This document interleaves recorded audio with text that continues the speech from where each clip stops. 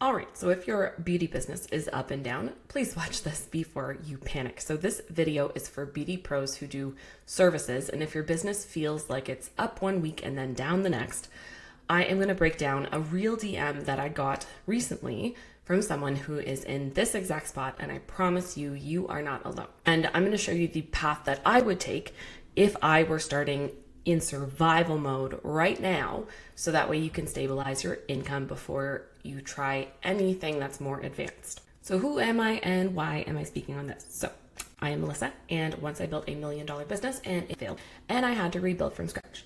This year, I've also had to rebuild from scratch from personal issues. I've been in the beauty industry for 13 years, starting in makeup and hairstyling, and then grew into lashes and permanent makeup and brows. And I've been teaching permanent makeup since 2017. And then when I was 28, I co-owned a medical aesthetics college, and we taught 30 programs like laser, medical aesthetics, and all that too. So after that, I did 15 online programs in lashes, brows, laser, Botox, and more. So I make these videos because I personally know what it feels like to need the business to work right now without burning out and with the lowest risk and effort. These videos are for female founders who are doing beauty services or even tattooing, and especially the ones who stage where you just need faces at the door. And if that's where you're at, you are definitely in the right place. My North Star will always be stability first, growth second. And it doesn't matter if you're new or restarting or adding a new service or you've moved or suddenly you're just stuck. Each and every one of you belong here. I'll share real results, but nothing is a guarantee. I'll never promise you anything. So let's dive in, and just a disclaimer, everything is my point of view. It is not the only way to do things. So take what helps and leave what doesn't. So I thought I'd share a real DM, and we're gonna break it down. So let's read through. This person says, things are very up and down. I spend more on ads than I would like, and I get fewer clients overall than I would hope. I feel like my ads are targeting bargain shoppers rather than people looking for quality work. But I'm proud to say that the clients that I do get are very happy, and they often come back for more services. That's amazing. I guess that's all to say is that I'm not really hitting my target audience. And then I said to her, that makes a lot of sense. Ads can be such a black box. When you say that they're attracting more bargain shoppers, do you have a sense of what could be causing this? I wanted to know kind of what her thoughts were. So she said, I don't know. I worked with a guy who helped me, and they did ads over a year ago, and he always had me do a sale ad, so like $100 off. And I think that's at the heart of it. But I'm not a marketing expert, so I'm not really sure. And I said back to her, I said, that totally tracks. Like most of us, we do start with some kind of sale ad, and honestly, it is a solid way to get traction. But the big thing that I usually look at is the math. Are we making enough from the clients that it brings in? And I asked her, do you have a sense of that balance right now? And she said she's in her third year and she's just starting to make more than she spends. So she's just breaking even in her third year. So what I'm about to do is I'm going to pull out 4 phrases from that, and I'm going to break them down one by one and give my live, unfiltered thoughts on why I think that this is not working. And then at the end, I'm going to go through a typical way that people take and then an alternative way with the lowest risk. So one thing that definitely stood out, because I hear it all the time and I've been there, it's very up and down.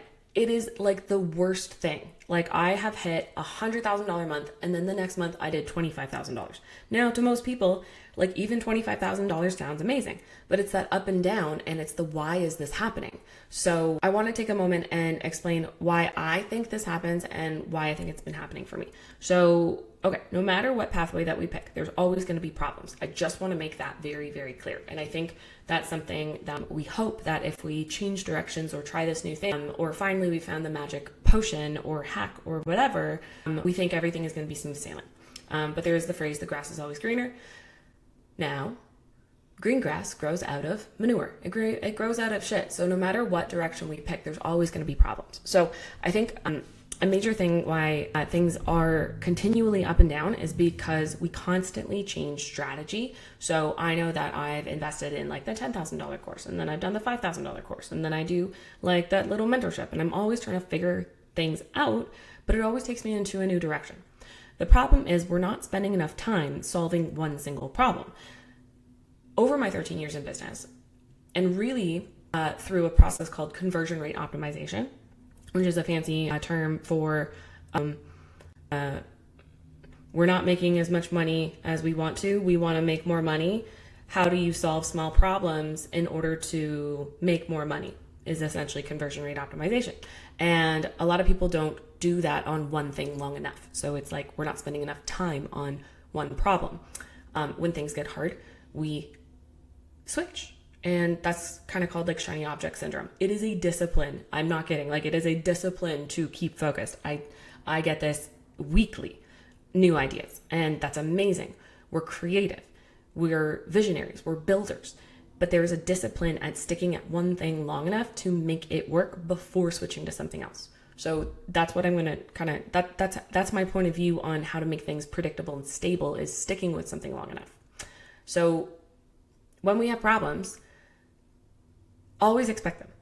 But I also want you to expect that there are always paths forward. You just might not solve that on the first try or the second try or the third try.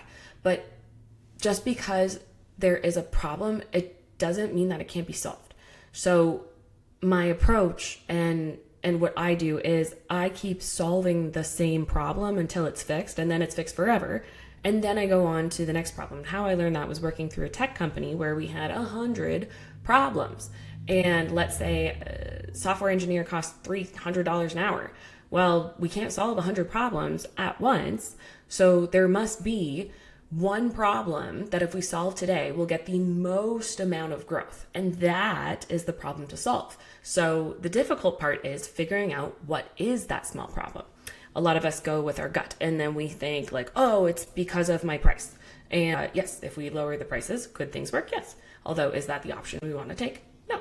So there's what I learned from working at the tech company is something called experimenter's bias. So we have a gut instinct, and then we ignore all other options that it could possibly be, and we close ourselves off to possibilities. So I do believe business is a series of decision making followed by problem solving.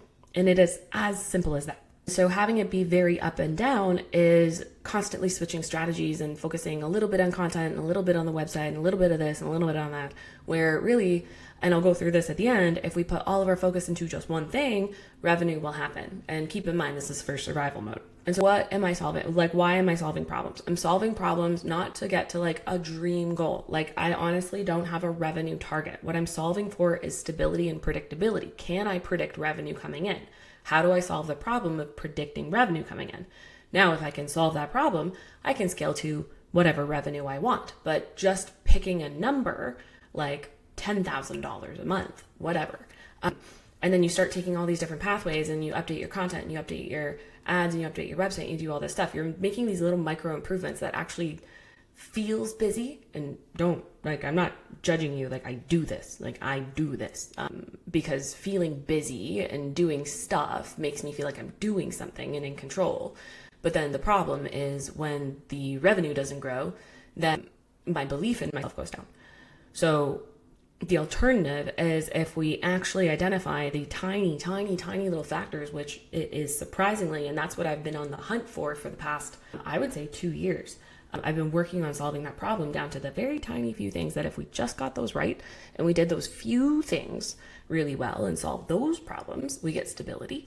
And then all we got to do is crank it up and grow. So that's how I would solve very up and down, is we pick one path and we stick to it. But I think it needs to be low risk. It needs to be doable, not overwhelming. And it might be different for everybody. I can't say what that would be to you. It's just I promise you, there is a pathway forward. And I see so many people, it's like they have one thing missing. One person I talked to, it was about 2 weeks ago, and she was only clearing about $1,000 a month in revenue. But when I looked at her business, like, she had a service that she charges $100 for, and it takes her like 20 minutes. And I was like, you are the highest paid person I've ever talked to, honestly, like, in this service. And I'm looking at everything. I'm like, she was missing one thing. And I'm going to go through over what that one thing is at the end. And then we launched that one thing. And within the first week, she closed $2,000 in sales from that one thing. So we didn't need to overhaul her business. She was actually working on her branding, which is amazing and helpful for long term, but it's not what's going to save the business and get faces in the door today. And remember, that's what I'm always kind of optimizing for. I'm always talking about getting faces in the door today. Second problem, she's running ads. I'm spending more than I get back. So what this usually means. So how ads actually work. With ads, you spend money and you get leads. Just because you get a lead, it doesn't mean they make $1. An ad is more like a wave across the street. An ad is more like a handshake. And like, if you actually picture this in a real world situation, I go, hi, I'm Melissa. I'm a permanent makeup artist. And they go, hi, I've been maybe possibly considering this. I'm like, great, here, why don't you book an appointment with me? Come on in and we'll get you started. Like, it's a little fast. So our expectations around ads and leads, I think, need to be reset. As someone who's worked with ads leads for the last 5 years, my goal was for the first 4 years, not actually running the ads. My goal was, when I get the leads, my job was to make sure I got every dollar I could from those leads. And that is the thing that is missing in a lot of kind of like ads agencies and stuff. They bring you the lead, and a lot of agencies will focus on and tell you it'll take about 90 days to optimize the ads, which is true and valid, and I'm not disagreeing. The problem is, if you're in survival mode and you need faces in the door like right now, and you need to make $1,000 this week, you can't wait the 3 months, right? At least I can't. And then when they're trying to get the best leads, the other kind of issue with working with agencies is, in order to get the best leads, oh, sorry, I have a doggy. In order to get the best leads, we do need to spend more on ads. And the average of what I'm hearing around the block is $20 a day on meta ads. And in Google ads, like $700 to $1,000 a month as like starting. So now, okay, can that work? Yes. But when I've been faced with the agency who's like, we need to spend $20 a day, I'm like, that's $600 a month, and I don't even have that. Therefore, it does not solve my survival problem. Does it work? Yes. But does it make me panic? Yes. And like, I can't, and the problem is it takes 3 months to work. So it's not only $600 in ad spend a month, it's technically $1,800 before I see better, not even guaranteed, better. So how I focus is, I actually try to focus on getting the dirtiest, cheapest leads I possibly can. And I'll talk more about how bad they are and why I like working with them. And it's a little bit strange. But I think with ads, the thing to keep in mind is, just because someone sees an ad, it doesn't mean that they're dying to get your service as much as we hope. Ready to buy people is the tiniest market. The biggest market is the people who are like, what's this? So there is a skill gap. So if the agencies are working on bringing you the best leads, what can you do in the meantime? We need to learn some skills. There's something called the buyer's journey. Buyers buy, according to a Harvard study, and I fully believe this because I've experienced it. We buy because of the summation of all of the touch points, all the customer service, the messages, the reviews, the content, the everything, the ecosystem. When I run ads for the people who do the best, they're like, oh my God, these ads are amazing. I'm like, I'm not kidding. Like, the ads are good. We're getting like the cheap leads. But like, credit, girl, goes to you. Like, I look at what she's set up. Like, this one girl has been in business for 15 years and she's like, oh my God, Melissa, you're a magician. And I'm like, dude, you had everything going for you. We just had to turn on the floodgates. But she is the rarity. Like, I will say, like, from like she's like 1 in 10 of like the average people. So she is the exception, not the rule. So it works for her right away. That is not the case for a lot of us, because there's different skill levels in content, and not algorithm content, but specifically when working with ads leads, the game changes. So you might be really used to getting like followers reach out, but it's a very different game when we start to work with ads leads. So I design content for buyers. Not meaning like pushy salesy. Like, it's a lot more soft. It's a lot more human. It's like building trust, connection, and all that stuff. But I don't design for the algorithm. Like, I have posted 6 reels at 2 a.m. because I was sending out an email the next day, and that's the way I ran my business, and it worked to get the outcome I wanted, which was DMs. But just posting alone didn't get that. And I do also get a lot of people who I talk to, and they're very smart and they're very right. They are good at DMs, but they're so used to messaging with like followers. And if they've never run ads with cold leads, and a lot of people just say like, these leads suck. I'm going to tell you a harsh truth. You are not skilled enough to convert them. It's not that they suck. Like, that's why the game I play is get the dirtiest, cheapest leads, because if you can convert them, the superpower that like we have is unstoppable. So when you get good leads, you're so much better at it. But I promise you're probably not getting bad leads. I'm going to talk about bargain hunters in a sec. So the next thing, testing process versus ads calibration. Okay, so this is a big topic. I'm not going to claim I am like the expert in ads. I am the expert in making money from ads. Very different. So experts in ads, they focus on always making the ads better to bring you the better quality leads. That is a very expensive process. $20 a day plus $2,000, $2,500 agency fees. My approach is let's get volume. Let's get 100 leads for $150, $5 a day, $35 a week, 35 leads a week, something like that. And then we play the numbers game at first. So we have safety, because like if all we did is like the worst job we possibly can, would you book one client? Most likely. So it's like the safest way. But the opportunity is we've actually spent that $150 and gotten 15 clients. What's the math on that? Oh God, 10. Yeah, I'm not kidding. Like this is an exception, not the rule, but we run those $5 a day ads. And in 1 month, someone's very first month, she closed $4,500 in sales, like from the bad leads, So like, let's not focus on like good leads versus bad leads. Let's take things into our own control and be like, what skills am I missing that is going to make this work for me? I truly believe this, and take it or leave it, but it's not, this doesn't work for me. It's, I don't know how to make it work for me. Every location is different. Every service is different. There is a way to make it work, but that's where it comes into the testing process. So forget ads calibration expectations. An agency is doing that, but what's in your control is the testing process. So testing process involves like, how do I describe it? We might make like slight tweaks to the phrasing of a DM script. We might make slight tweaks to the content, but I'm talking like slight, not like, oh my God, we have to make 30 posts. Oh my God, we have to do an overhaul. Like I'm talking like there are tiny little changes, but like I said before, it's the right change. And we're never certain as well. So there is like a level of, you have to deal with uncertainty. And it's a lot easier to deal with uncertainty when you're testing with $35 a week as opposed to $140 a week. Like that is a different pressure.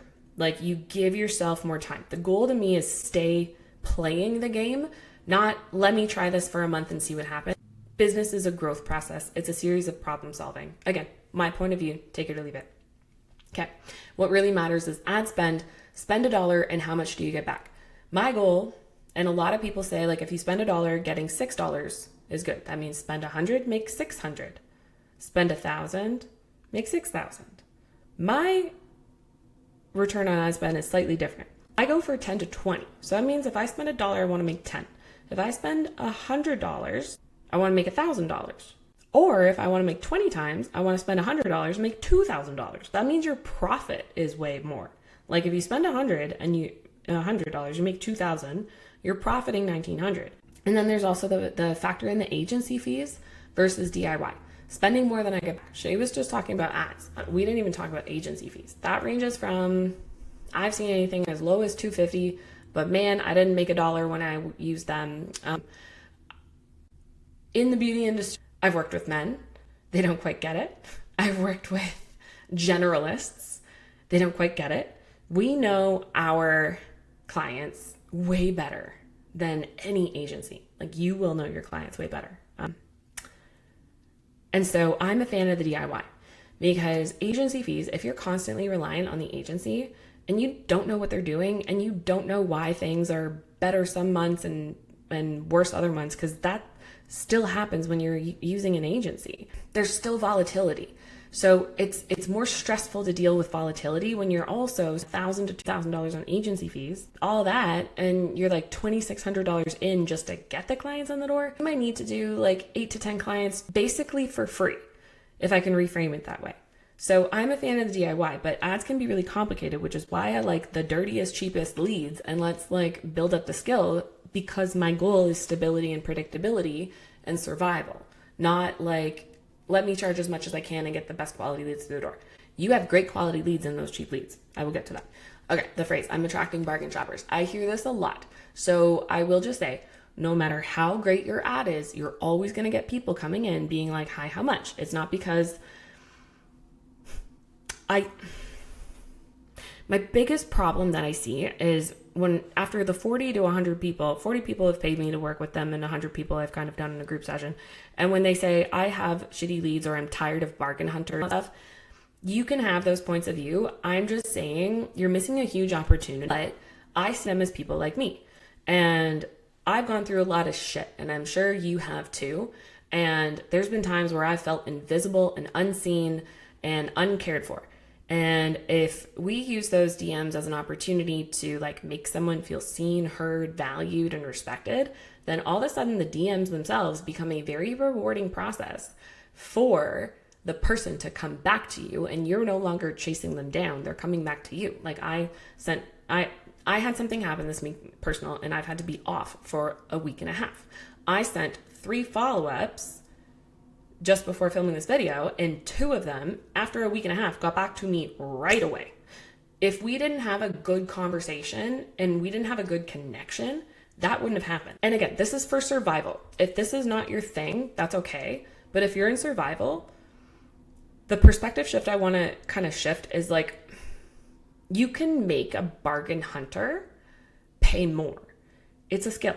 It's a marketing skill and it's a sales skill, and not like a greasy, sleazy sales skill. It's like something that we can do with human empathy and kindness, and it works. And from all these like cheap leads that come in, we might think like, oh, they're going to be bad clients.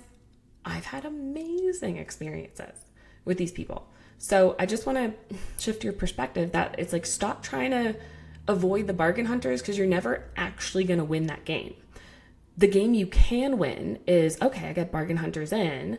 How many of them can I actually convert at my prices? Because that is a much more interesting problem to solve that makes your business way more future-proof than constantly trying to filter out the bargain shoppers, because the ready-to-buy people are this big.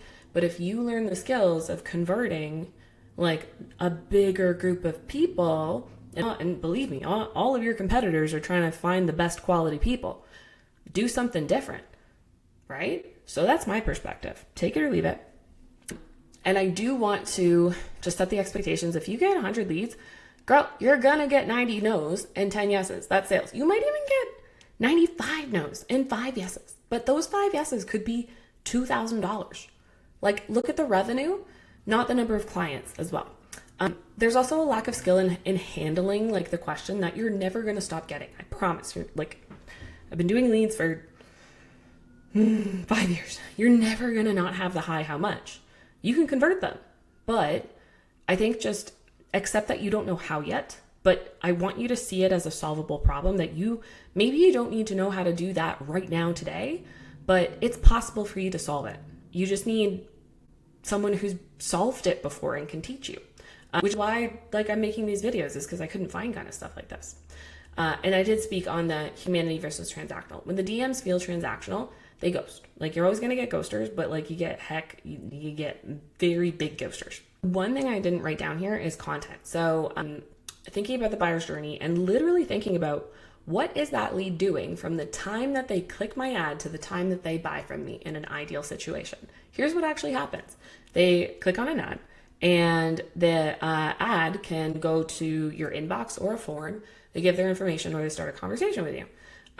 But in their mind, they're like, who is this? So they're on platform, and I've done e-commerce for a long time, and getting them to like go to your website or your booking site is like not my first approach.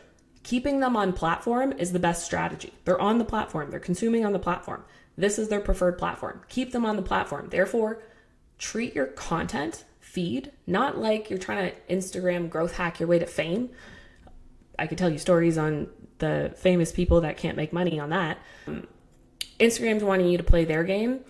I'm saying, like, play your own game, man. Like, if you're in survival, like, this is the survival game. I treat the feed like a landing page, which is kind of like a fancy way of saying like a single page website. There's objection handling in advance because it makes the DMs easier. They come in, and I know leads are kind of curious it's a handshake, it's a wave. So what can I do on my feed that brings them closer and closer and closer to buying? And also what makes them like me more, what has more proof? Like there's so many things I could say, but I've got it down to like pretty much a formula because I've been testing for this past year, and I'm not kidding. Like with 2 pieces of content, not even new, just edited. Like I'm not kidding, editing the caption. We've gone from like a severe like cold streak and then updated 2 captions and then 2 bookings the next day and then 3 more bookings that week, 5 bookings. And then as long as we kept doing that same thing, the bookings kept flowing in. Like one person got, 53 clients in 90 days. Because we hyper focused on the tiny little things. Like I'm survival mode. I'm not like, let's charge as much as we want. I'm like, dude, let's make $2,000, then $4,000, then $6,000 and hold steady. And then we'll figure out the next move. But let's just get you safe first. I'm not hitting my target audience. So if you're running ads, that's going to be a long process. It's also an expensive process. So that's also why I like the cheapest leads. You're going to have your ideal target audience in that batch. If you have 100 leads, you're also getting like probably about like 400 profile visits because of those ads just running. So your target audience will be repelled or attracted again by the feed. So ads targeting is complex and technical, and it's also not my wheelhouse. So I don't really want to speak to that. I'm going to speak to my survival strategies. So I would think about target audience filtering. And I think a lot of people, they underestimate the power of your words. Instagram is like reels, videos, or whatever they focus on. Honestly, I don't even pay attention to that anymore because I help people with under 100 followers and 12 posts. Not kidding. Like clear $2,000 on their first month. That's what I want to help people do. It's like the people who it's like, I'm starting from scratch. I'm starting from zero. I don't know what I'm doing. And I'm like, it doesn't matter that you don't know what you're doing. We just need a few things and then you can make money and we'll figure out the rest of the skills later. The power of your words. Ads, words. Captions, don't underestimate the power of the captions. Your followers don't read them, but people who are about to buy from you, they do. I have so much evidence to back this up. And then the DMs, the language, it's very specific. So you might think, you might actually be really good at DMs and you might just need a tweak. But I like DMs to be consistent, almost scripted in a sense, but maybe even loose scripted. So I like to start with like a baseline script, see where things are at. And then every business owner has their own flair, something that feels comfortable for them to say.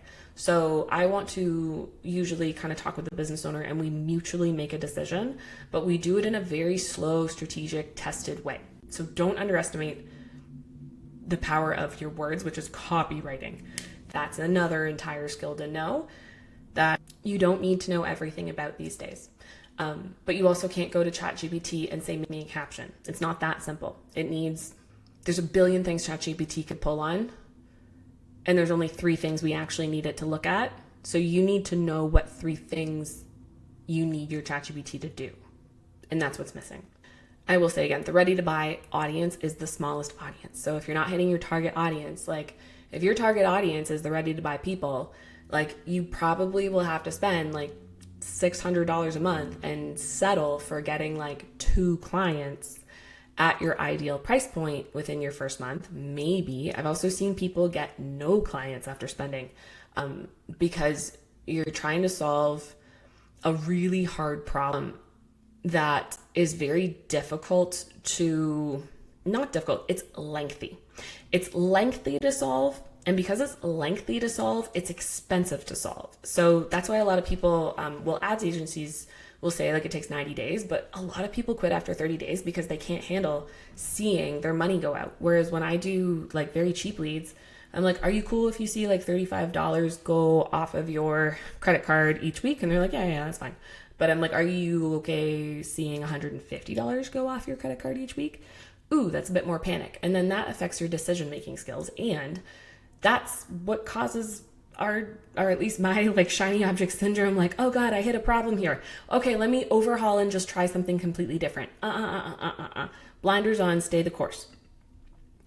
What I like to do is cause readiness to buy. So if we get the cheapest leads, we get to test really, really, really, really, really fast. And you actually get to mature your business hyper fast. We get to run these like micro tests. It's super low risk. It's the lowest ad spend. The con is it takes more time because you're messaging with more leads. You need more skill, but it is learnable. And there's templates that I use and we kind of build on that. But if you are focusing, okay, ads are always going to change and ads are always going to get more expensive. So if you're always focused on finding the leads that are ready to buy, the volatility you'll experience is likely to be higher because you're working with a much smaller pool of people versus if you just open the floodgates, get like all kinds, and then you start learning how to get from that huge batch, like get the 10 amazing, 20 people, amazing people to emerge and cause that readiness to buy. You have the lowest risk, the lowest ad spend.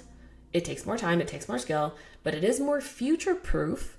And this is also how you can mature your business with the flywheel effect in order to continue to increase your prices, as opposed to always trying to like find someone who's ready to buy and then you up your prices and then you have to find a new kind of person who's ready to buy and then you start that system all over again, but you have no like infrastructure built up.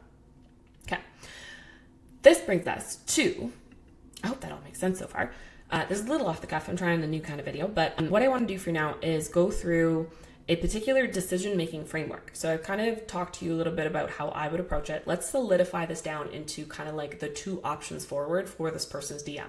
If you're doing ads, do I continue with an agency and do it this way, or do I do it this way? But I know that there's options out there. It's difficult to understand which one to choose without interviewing a bunch. Like I would also interview like different agencies, different partners, just to understand all the different offerings so you can pick.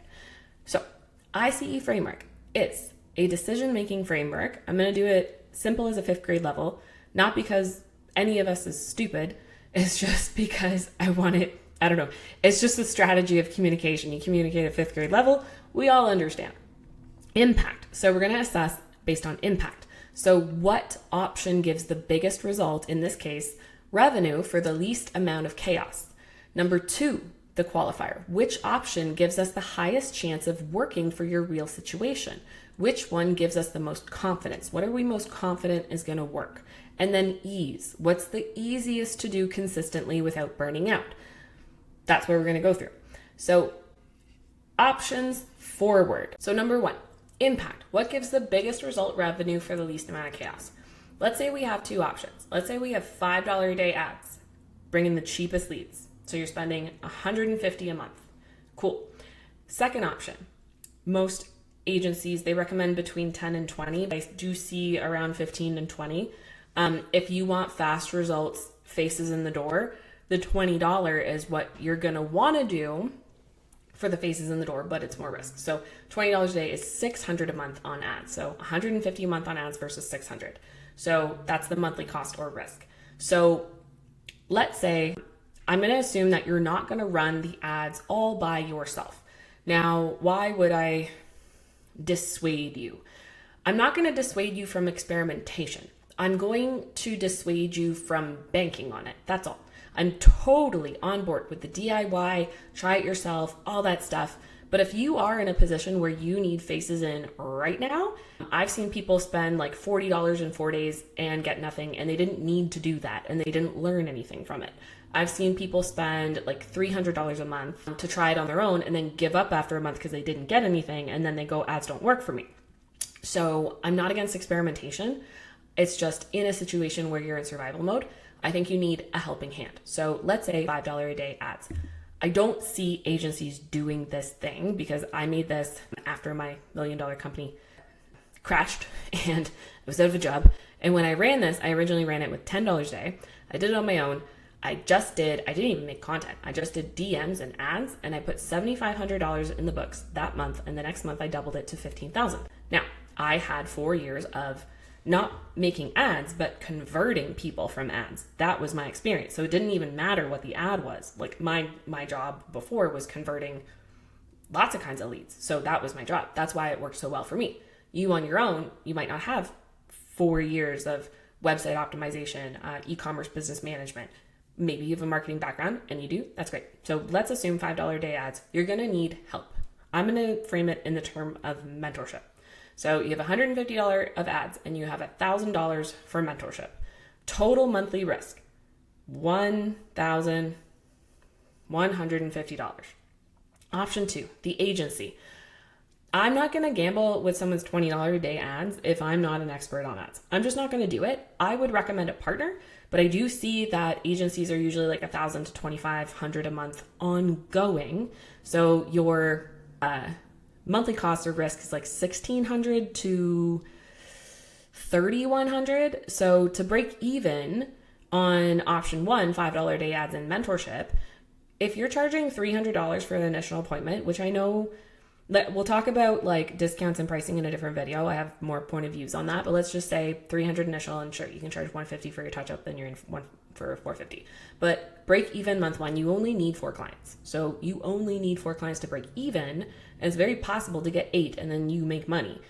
And then you don't have any agency fees and you're learning how to run this on your own. And it's the lowest financial risk from an ad standpoint. And you're getting education, not service. Very different. Option number 2 is $20 a day ads plus an agency. So we got $600 on ads, $1,000 to $2,500 on agency fees. So to break even alone, if you charge $300 for the initial appointment, as just to keep it simple, you would need 10 clients just to break even, to make nothing. So you need to work for free for 10 clients. And in permanent makeup, we're talking about permanent makeup numbers just because it's easy. So the notes is that it's a high monthly risk on ads. So you got to watch $150 go through your bank account every week instead of $35. And then you also have agency dependence, and you also don't know what they're doing. So you're also a little bit in the dark. Sometimes they offer you like monthly check-in calls or whatever. But honestly, it's very hard to, it's like pay and pray as opposed to like pay and understand so you can pay and play again. So that would be like the impact. So confidence, which option gives the highest chance of working for your real situation? Again, we're talking about survivor mode. Survivor mode means you have like nothing left in the bank. You're like, I'm living on prayers and dreams. Please help me. With $5 a day cheap leads, you get 100 leads a month. That means it's going to be pretty easy to book with very minimal changes because of volume alone. But I have gotten up to 15 in the first month, charging like I think we started at $250. So I don't know, do the math. It's like $3,500 in the first month. Is that like your $10,000 goal? No, but if we grow it because we're doing the same thing but more of it, what's the likelihood that we're going to hit the $10,000 goal at some point and keep you safe along the way? That's why I focus on survival. So on the first $5 a day with the cheapest leads, you have the highest probability of success, even though there's trade-offs of like skill development. But it's like you're getting paid to learn. It's like you're getting paid to be in a course. And when people do it on their own, I have seen people get nothing as well. And I just hate that people try it on their own. And I love that people try on their own because they believe in themselves and they're smart and they're capable and they love that DIY because I'm like that too. But if they go, oh, this doesn't work, that's what I have a problem with. It's because you did it on your own. So with mentorship, to get it running, because it's after 2 years of testing this and many, many losses, like now that I know for certain, like the tiny little things that actually make it work, like the mentorship is what's going to make it work best, and then self-sustainable. Then you're also self-reliant and you don't need the agency later, or you can afford to then choose a new partner, whatever your next path is. That's up to you, like website, SEO, full, like better ads, Google ads, whatever. Confidence in the $20 a day, but better targeting version. Man, best case scenario, you get like 120 leads. When you are doing that to get the better quality leads, let's imagine that you're wanting to charge like $500, not $300 for your service. Actually, I do know somebody right now who's charging $400 for the service, doing these ads, these consult calls. That's an extra work, and that when I've been teaching people, that is like the number one breakdown in the skill, because it's sales and everyone hates sales and everyone thinks sales is a certain way. So there's a very particular way that I like to do sales. There's a lots, but like I don't like the pressury, sleazy, whatever. So there's there's an extra layer of skill development. There's extra steps. And because it's more risk, and because you're putting your trust into an agency when you don't understand how ads work, if you understand how ads work, you can much more effectively even work with an agency, which is again why I like the cheaper ones first, because you at least get an understanding. But there's low confidence that you're going to be profitable. There's more panic because you're seeing more money go out. And that's just a higher emotional cost and more burnout. When we're working hard and we see no results, we feel burnout. If we're working hard and we see results and progress, we feel adrenaline. And then you also rely on the agency. You're not relying on yourself. So you're not future-proofing yourself. Even if you're confident it's going to work for like, I've had ads program that was $4,500 and it was 3 months long and it worked for the first 3 months and I broke even. I made $4,500 in those 3 months. And then the next month, I don't know what happened. It started to crash and burn and I was stuck. And then I asked them for more help and it was going to be however much it was for more help. And I was like, well, I can't afford more help because I'm broke again. And I'm exactly where I started, and I didn't learn enough because let me run your ads for you, and hopefully you stay on with us after. We'll continue to run your ads for you. There's many ways to go about it. I'm not going to talk about better or worse. I just know what I like, and I like self-reliancy. So from like a confidence standpoint, mentorship versus agency. Okay, mentorship, you might have to do more work and more time, and like that's a little bit more of a mentor stress, but if you have someone who's holding your hand, giving you the resources and making it as simple as possible and not like a 1,000 video library that you can't handle, if you can, great, then it teaches you the skill and it alleviates your need to invest in more costly things later, and it makes you less likely to be stuck where you were when you started, because I've done that before. Agency, I've worked with at least 6, both in ads, SEO. Will they get the job done? They can. Do you know that for certain? No. Do you have to risk like $1,600 to $3,100 in 30 days to find out? Yes. Do they also say that it takes 90 days and they usually lock you in for a 3-month term?